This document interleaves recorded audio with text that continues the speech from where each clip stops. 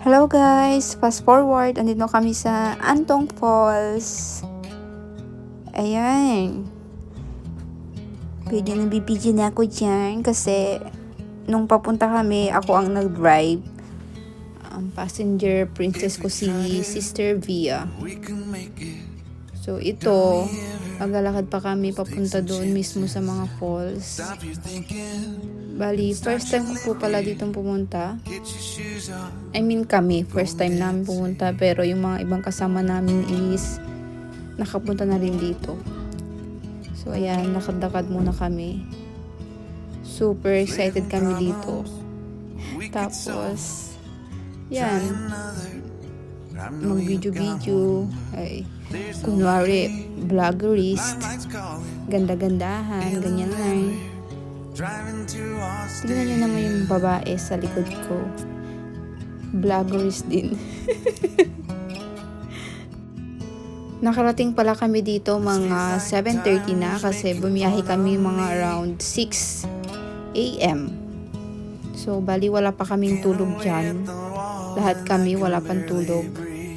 Talagang hindi na kami natulog kasi para maaga talaga kaming aalis. Special mention pala kay Papa Bong. Thank you for cooking. Nagluto siya ng baon namin na adobo tapos fried chicken. Bali, hindi siya nakasama kasi, ayun, walang sasakyan. So, ayun guys, andito kami sa baba muna. Papunta na nga talaga kami dun sa taas. Wala pa kami sa pinaka main na falls. Ito pala yung bungad. So, lakad-lakad lang, video-video. Tapos tanong kami ng tanong dun sa kasama namin kay Tupper kasi siya yung may alam dito. Kasi nga, nakapunta na nga siya dito. So, saan dito banda? Saan dito banda? Malayo pa ba? Akala ko 1 minute lang, ganun. So, ayun nga, akala namin malapit na. Basta go with the flow kami kasi nga, syempre, first time. So, akala ko, malapit na. Tignan natin kung malapit na nga. Sabi ko doon sa kapatid ko, fresh na fresh pa tayo dito. Tapos mamaya, tignan natin kung fresh pa rin tayo. By the way guys, share ko lang. Linggo today. So, nakakagala kami or ano, kasi dito lang yung day off namin. Day off ng kapatid ko, day off ng asawa ko. So, meron kaming time para makapaggala, chill-chill, ganun. So, linggo lang talaga kami available para din sa aming mga self. Alam mo yun, yung love yourself kahit naman ang dami-dami yung problema. Kahit yung hindi naman pwedeng nasa loob ka lang ng bahay, nag-aalaga ng bata. Naglilinis. Ganon. So, dapat magpasyal-pasyal din. Ganyan, chill-chill. So, sana next linggo saan kaya kami. Abangan nyo na lang po. Tapos, nagtataka kayo asan yung mga anak namin. Syempre, yung anak ko na kay nanay. Tapos, yung anak rin ni Bia na kay nanay. So, ayun, si nanay ang nag-aalaga. Kaya, thank you, Nay, sa pag-aalaga sa mga anak namin. Kada may mga lakad kami. Sana mahaba pa ang buhay nyo at huwag kayong magsawa sa aming mga pasaway na anak ninyo. Yun na nga. Huwag sana kayong magsawa. Love you, Nay. Siyempre naman, hindi naman matutuloy itong mga lakad namin pag wala ang nanay namin na mag-aalaga. Kapag hindi pumayag ang nanay, siyempre hindi kami matutuloy. Tapos pwede naman siguro yun, di ba? Yung mag-chill ka lang kahit isang beses sa isang linggo. Para naman, alam mo yun, sumaya-saya din. Don't get me wrong guys, masaya naman ako sa pag-aalaga.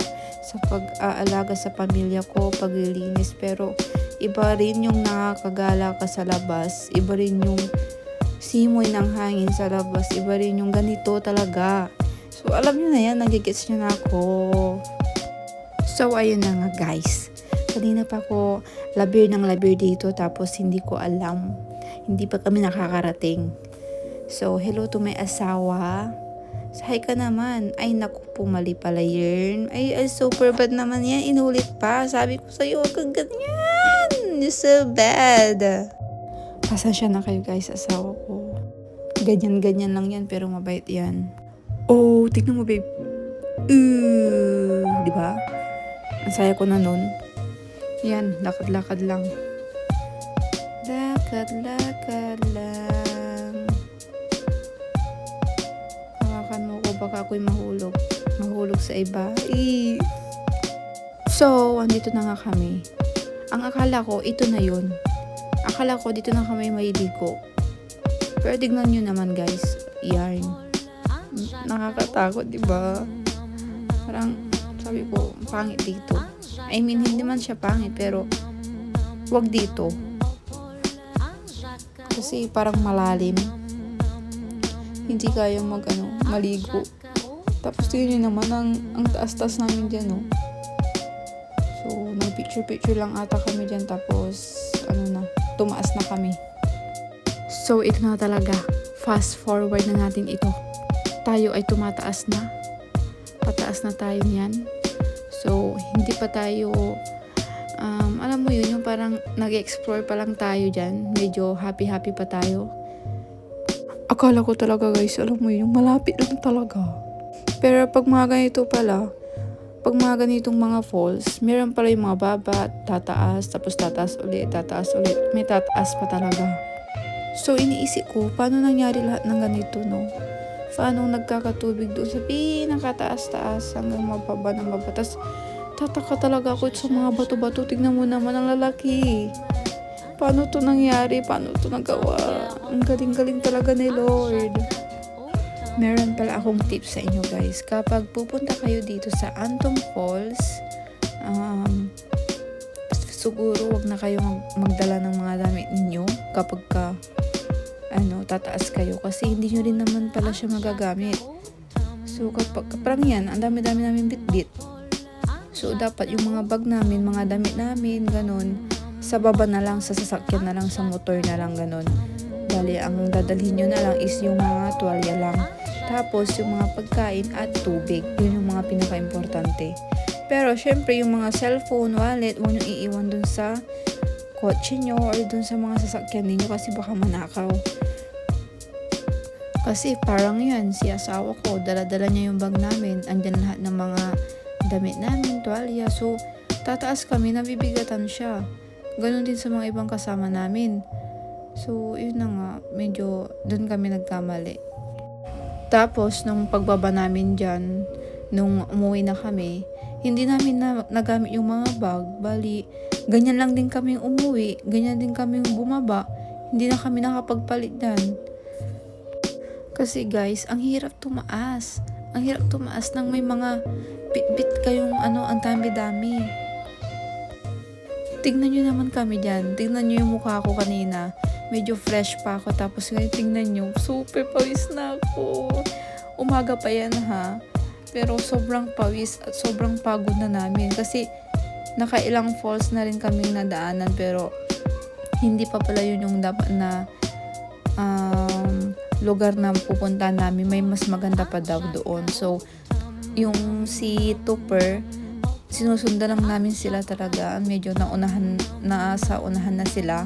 Medyo nahuli na kami kasi nga, alam mo naman, medyo mahina na yung tuhod ko. Pati yung asawa namin. Ay, charot. Joke lang. Mga asawa namin. Si asawa ko lang pala. Ayun nun sa dulo. So, siya lang talaga iniisip ko dito, guys. Kasi alam nyo naman, medyo na-exercise kami ngayon. Ito talaga ang yung parang exercise namin. For the first time na napagod yung buong katawan namin dito. Tiyan nyo, chill-chill lang sila doon sa taas-taas kami. Nahihirapan dito. Pero guys, literal na mahirap talagang umakyat. Tingnan nyo naman.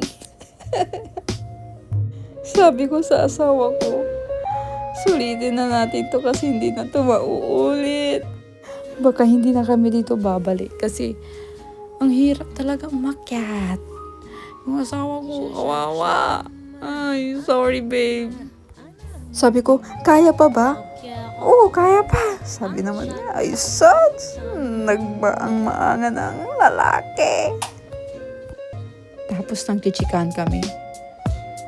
Pag hindi kayo maligo, sayang lahat ng effort. So dapat pagdating natin doon sa taas, maligo tayong lahat para yung effort natin hindi masayang. Grabe talaga yung pawis namin dito, guys. Alam mo yun kanina, yung sa intro pa lang namin, super fresh kami talaga doon. Ang saya-saya namin. Pero ang pagdating dito talaga, halos sumuko na talaga kami. Tingnan mo naman, yung asawa ko, talaga naawa talaga ako sa kanya. Tapos bit-bit niya pa yung bag namin. Pati yung mga kasama ko dyan, may mga bit-bit pa sila, yung mga pagkain. Ako tubig lang, hirap na ako, sila pa kaya. So yan, nahirap pa. Diyan, super hirap magbaba dyan, nakakaasar talaga. Tingnan mo naman, walang hagdan kasi sira.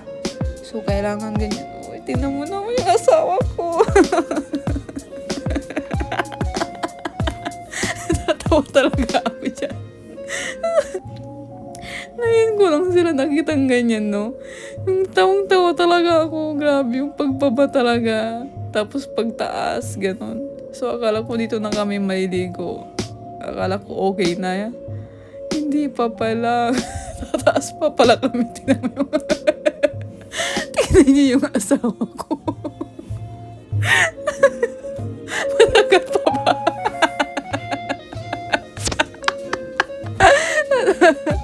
Matagal pa ba? Pwede na dito. Sabi niya, pwede naman ata dito tayo maligo sabi ng asawa ko. Kasi super hirap na talaga kami dyan, guys. Ay, nagupo. Pati ako kawawa na. Tiyan mo, kat pa kami doon. Ay, tiyan mo. Yung dadaanan namin dyan. Tiyan mo. Dyan, okay naman na dyan maligo. Pero sabi ni Tupper, meron pa daw mas maganda doon sa taas. Tiyan mo yung kapatid ko. Napaupo na siya. So, ayun, tuloy-tuloy pa rin kami sa paglalakad nga. Tapos, tingnan nyo na naman dyan. Tataas na naman kami dyan. Super straight yan na, talaga. Nakakatakot. Tawang-tawa talaga ako dito. Tuloy-tuloy na tong voice over ko dito. Tapos, yun. Hindi ko na mapigilan. Pawis na pawis ang babae na yan. Ay, naku po. Yan Yan, gusto nyo yan, panindigan nyo yan. Parang nag-workout kami ng biglaan. So, yan guys, tingnan nyo lang. Yung mga video namin. Pawis na pawis ang babae na yan. Grabe yung pawis ko talaga dyan. Yan. Tulong-tulo na talaga. Ay, naku, stress. Imbis na, alam mo yun, yung mag-chill-chill, pero na-stress ang babae. So, yan, na after nun, nung hagdan na yun, medyo ito na yung nakita namin. So, nag-decide na talaga kami na dito na lang talaga. Kahit malalim dyan, sa may gitna, malalim talaga. Dito na lang kami kasi ayaw na naming tumaas pa. Nakakapagod na talaga. As in, suko na kami ng asawa ko. Buti sila kamo kasi mga 16 years old, 17 years old. Kami nga, syempre, 20s, 30s, ako 20s pa lang ako pero medyo mahina na rin ako sa mga ganito. Konti. Pero yung asawa ko, syempre 30 na siya. Medyo mahina na. Sorry babe, pero aminin na natin, medyo mahina tayo sa ganito.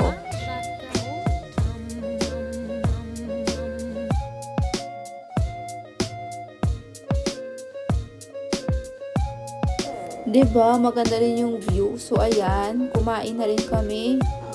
Tapos, naligo na rin after nyan. Bali, si Bia pala, hindi pa pala kumakain yan Ayaw niyang kumain. So, kami lang yung mga kumain. So, yan. Naligo-ligo na. Bali, sa part na to, guys, madumi na dito. Hindi na siya nalilinisan. Marami ng mga basura. Pero pagdating dun sa baba, malinis. Maraming naglilinis doon. Siguro dito, hindi na nila masyado napupuntahan. Tapos, yun guys, nag-video na kami dyan. Naligo na. Lagi ko naman silang sinasabihan na huwag pupunta sa malalim. Although kahit alam nilang lumangoy, mag-ingat pa rin. Kasi ako lang naman ang hindi marunong lumangoy dyan. Kunti lang. Tapos si Rihanna, medyo hindi niya alam lumangoy. Pero ako, pag nataranta ang babae, lunod. So, dapat kapag lumalangoy, hindi ka matataranta. Guys, pasensya na po kung naririnig yung boses ng baby ko. Hawak ko po kasi siya habang nagre-record. Sorry, ang ingay po niya. So, ayan, naligo lang kami dyan. Mga, anong oras na rin yan? Around 9 AM kami naligo na. Yan, tingnan nyo na yung mga video namin, guys.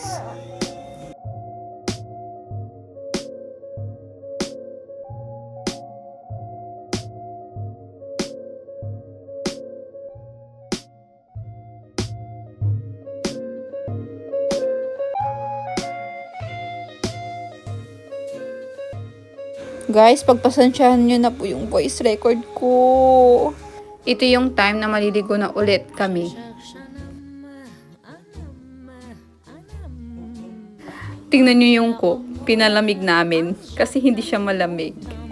So, ayun, natulog na sila Kuya Rex. Sila Ben. Tapos si Tupper. Wala pang mga tulog mga yan. Tapos, biyahe ulit mamaya. Kailangan nila ng kahit konting tulog. After nyan, wala na kami. Hindi na kami nag-video. Tapos, umuwi na kami. Ito na yun. Pababa na kami. And super bilis na yan. Medyo madali yung iba. Bababa. Medyo yung iba mahirap. Pero super hirap pa rin ang tumaas talaga. Umakyat. Yun talaga guys. Ang mahirap. Yan. Super bilis na talaga. Mix it. Yan, nag-picture pa kami sa drone. So, yun na guys. Bye-bye!